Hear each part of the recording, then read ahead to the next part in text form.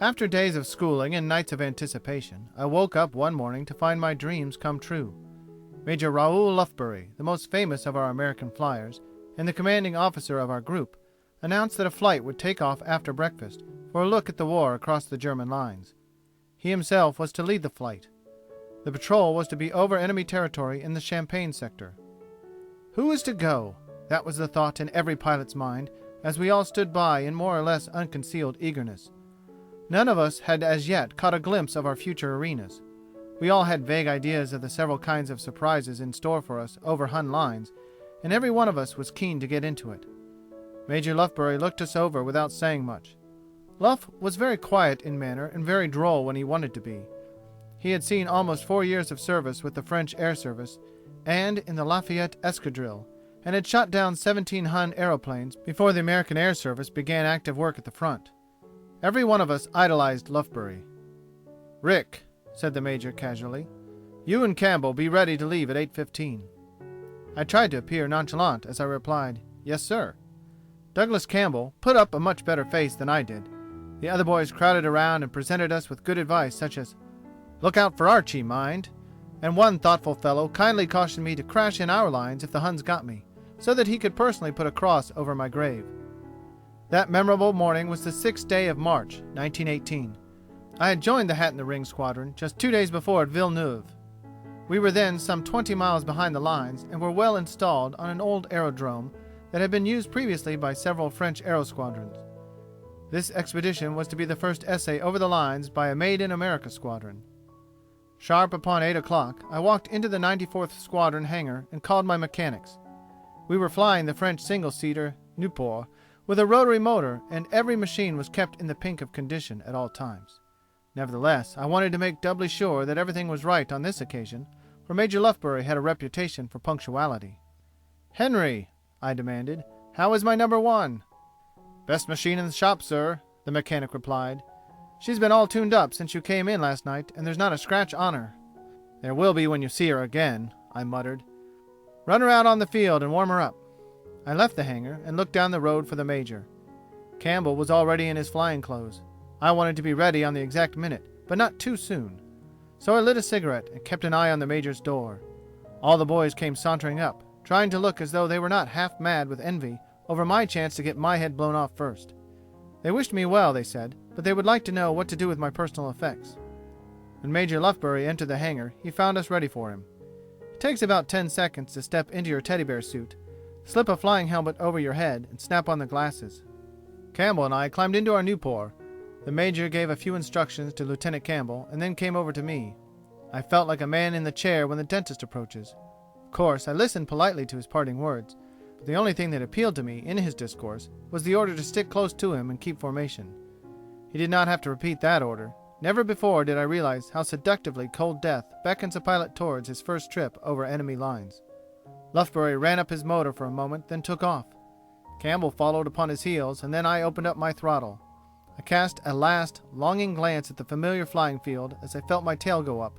The wheels began to skim the ground, and with the wind in my teeth, I pulled her up and headed after Campbell. What a devil of a hurry they were in! I knew I should never catch up with them. The beautiful ruins of Reims soon spread beneath my right wing. My machine was certainly not as fast as either Lufbery's or Campbell's. I continued to hang back far behind my formation. The lines of the enemy were approaching, and Lufbery, my only salvation, as it appeared to me, was at least a mile ahead of me. I shall believe to my dying day that Major Lufbery knew my thoughts at that moment, for just as I felt that he had forgotten all about me, he suddenly made a virage and took up a position a few hundred feet from me, as much as to say, "Don't worry, my boy, I have an eye on you." Again and again this occurred. It was with great difficulty that I tried to perform the same maneuvers that Major Lufbery executed with such great ease. I grew somewhat interested with my attempts to imitate his example in preserving our little flight formation, and this occupation of keeping within shouting distance of my companions made me forget entirely that old Mother Earth was some 15,000 feet underneath me, and the trenches about the same distance ahead. The bitter, numbing cold which always prevails at these high altitudes was, of course, by this time an old and familiar experience to me. We had been sailing along at this dizzy height for some 30 minutes between Reims and the Argonne woods, when it occurred to me to look below at the landscape. And such a spectacle spread itself out before my eyes when I at last did look over the side of my little office. The trenches in this sector were quite old and had remained in practically the same position for 3 years of warfare. To my inexperienced view there appeared to be nothing below me but old battered trenches, trench works, and billions of shell holes, which had dug up the whole surface of the earth for 4 or 5 miles on either side of me. Not a tree, not a fence, no sign of any familiar occupation of mankind, nothing but a chaos of ruin and desolation. The awfulness of the thing was truly appalling. Perhaps this feeling got the best of me for a moment. I don't know of what Campbell was thinking, and I suppose Major Lufbery was far too accustomed to the situation to give a thought to it. But just when I'd gained enough equilibrium of mind to keep my place in formation, and at the same time take an interest in the battlefields below me, I began to feel a terrible realization that seasickness had overcome me. A stiff wind was blowing all this time, and no ship upon the high sea ever rolled and pitched more than my baby Newport did, this 15,000 feet above no man's land, while I was attempting to follow Major Lufbery's evolutions and maneuvers. I didn't want to confess, even to myself, that I could get sick in the air. This was what would be expected from a brand new aviator on his first trip over the lines. It would be wonderfully amusing to Lufbery and the rest of the boys in the squadron when I got back to the field, if I ever did, to advise me to take along a bottle of medicine next time I tried to fly. I grew cold with the thought of it. Then I set my teeth and prayed that I might fight it off. I determined to look straight ahead and fly straight ahead, and to concentrate my whole mind on the task of sticking it out, no matter how I felt. I had hardly got control of myself when I was horribly startled by an explosion which seemed only a few feet in my rear. I didn't even have time to look around, for at the same instant the concussion caught my plane and I began to roll and toss much worse than I had ever realized was possible. The very terror of my situation drove away all thoughts of sickness. In the midst of it, several more shocks tipped my machine, and repeated sounds of nearby explosions smote my ears. No matter what happened, I must look around to see what awful fate was overtaking me. All that I could see were 4 or 5 black puffs of smoke, some distance behind and below my tail. I knew what they were right enough. They were Archy. They were 18-pound shells of shrapnel which were being fired at me by the Germans, and the battery which was firing them was only too well known to me. We had all been told about the most accurate battery that Allied aviators had met in this sector. It was situated just outside the town of Sweep, and there was Sweep down there just under my left wing. A mile north of Sweep was the exact location of this famous shooting battery. I looked down and picked it out quite clearly, and I knew they could see me and were seeing me much more plainly than I was seeing them, and probably they had quite a few more of those shells on hand which they were contemplating popping up at me. I shall never forget how scared I was and how enraged I felt at the old pilots at home who pretended to like the Archies. The latter were bursting all around me again and were terribly close, and I felt a vengeful desire to get home just once more in order to take it out on those blasé pilots who had been telling us newcomers that anti-aircraft guns were a joke and never did any damage. They used to count up the cost of each shell at $5 or $10 apiece, and then figured that they had cost the German government about $1 million for their morning's amusement in flying over the Archy batteries with never a hit. And I had been fool enough to believe them. Any one of those shells might happen to hit me just as well as happen to burst 100 yards away. It was due entirely to my own good luck, and not at all to those scoffers' silly advice, that one of them hadn't hit me already. I was more indignant with the boys who had been stuffing me with their criminal wit than I was with the Boche gunners who were firing at me. Never before did I, and never again will I, quite so much appreciate the comfort of having a friend near at hand. I suddenly noticed that Major Lufbery was alongside me. Almost subconsciously, I followed his maneuvers, and gradually I began to realize that each maneuver he made was a direct word of encouragement to me. His machine seemed to speak to me, to soothe my feelings, to prove to me that there was no danger so long as I followed its wise leadership. Little by little my alarm passed away. I began to watch the course of the black puffs behind me. I grew accustomed to the momentary disturbance of the air after each explosion, and almost mechanically I met the lift of the machine with the gentle pressure of my joystick, which righted my Newport and smoothed its course. And a rush of happiness came over me with the assurance that I was neither going to be sick, nor was I any longer in any terror of the bursting shells. By Jove, I had passed through the ordeal. A feeling of elation possessed me as I realized that my long-dreamed and long-dreaded novitiate was over.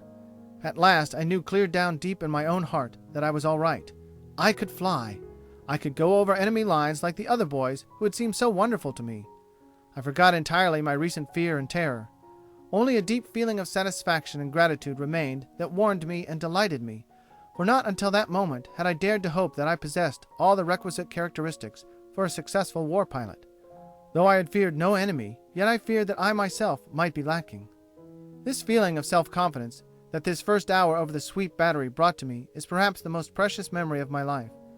For with the sudden banishment of that first mortal fear that had so possessed me came a belief in my own powers that knew no bounds. I loved flying. I had been familiar with motors all my life. Sports of every sort had always appealed to me. The excitement of automobile racing did not compare with what I knew must come with aeroplane fighting in France. The pleasure of shooting down another man was no more attractive to me than the chance of being shot down myself. The whole business of war was ugly to me, but the thought of pitting my experience and confidence against that of German aviators and beating them at their own boasted prowess in the air combats had fascinated me. I did not forget my inexperience in shooting, but I knew that could be learned easily enough. What I hungered to ascertain was my ability to withstand the cruelties and horrors of war. If that could be conquered, I knew I could hold my own with any man who ever piloted an airplane. This confidence in myself must have aided me considerably in my learning to fly. After 12 flights in a machine in France, I went aloft for a flight alone. After that first solo flight, I tried several different types of machines with never any feelings of insecurity. I was floating along through the enemy skies in ecstatic contemplation of these thoughts when I suddenly discovered that Major Lufbery was leading us homewards. I glanced at the clock on my dashboard. It was nearly 10 o'clock. We had been out almost 2 hours, and our fuel supply must be running low. These fast-flying fighting machines cannot carry a large supply of gasoline and oil, as every pound of weight counts against the speed and climbing powers of the aeroplane. Gradually we descended as we approached the vicinity of our aerodrome. This lovely section of France, as yet undevastated by war, spread below the wings of our little Newport in peaceful contrast to the ugliness that lay behind us. Some snow still filled the hollows as far as the eye could reach, for a severe storm had raged over this section of the country but a few days before. We circled once about the field and, shutting off motor, slid gently down into the mud, which quickly brought the machines to a full pause. Quickening the speed of the propellers, we taxied one by one towards the door of the hangar before which every pilot and mechanic stood awaiting us with open-armed expectancy. They were eager to hear the details of our first flight into enemy territory and to see how two beginners, like themselves, had stood the experience. Both Campbell and I wore satisfactory countenances of bored indifference. We had had a little flip around over the Hun batteries, and it had been most droll seeing the gunners wasting their ammunition. We must have cost the Kaisers a year's income by our little jaunt into his lines. As for enemy aeroplanes, none of them dared to venture up against us. Not a plane was in our vicinity. Just here, Major Lufbery broke into the conversation and asked us particularly what we had seen. I didn't like the sound of his customary little chuckle on this occasion, but we both repeated as easily as we could that we hadn't seen any other aeroplanes in the sky. "Just what I expected. They are all the same," was the Major's only comment. We indignantly asked him what he meant by addressing two expert war pilots in such tones. "Well," said Lufbery, "one formation of 5 Spads crossed under us before we passed the lines, and another flight of 5 Spads went by about 15 minutes later, and you didn't see them, although neither one of them was more than 500 yards away. It was just as well they were not Boche. Then there were 4 German Albatross 2 miles ahead of us when we turned back, and there was another enemy 2-seater nearer us than that, at about 5,000 feet above the lines. You ought to look about a bit when you get into enemy lines." Campbell and I stood aghast, looking at each other. Then I saw he was thinking the same thoughts as I. The Major was ragging us from a sense of duty, to take some of the conceit out of us. But it was only after weeks of experience over the front that we realized how true his statements probably were. No matter how good a flyer the scout may be, and no matter how perfect his eyesight is, he must learn to see before he can distinguish objects either on the ground or in the air. What is called vision of the air can come only from experience, and no pilot ever has it upon his first arrival at the front. Then, sauntering over to my machine, the Major bucked me up very considerably by blandly inquiring, "How much of that shrapnel did you get, Rick?" I couldn't help laughing at his effort to put me in a heroic picture frame for the benefit of the boys who were listening. Imagine my horror when he began interestedly poking his finger into one shrapnel hole in the tail. Another fragment had gone through the outer edge of the wing, and a third had passed directly through both wings not a foot from my body. The boys told me afterwards that I stayed pale for a good 30 minutes, and I believed them, for a week passed before the Major suggested to me that I again accompany him into the German lines.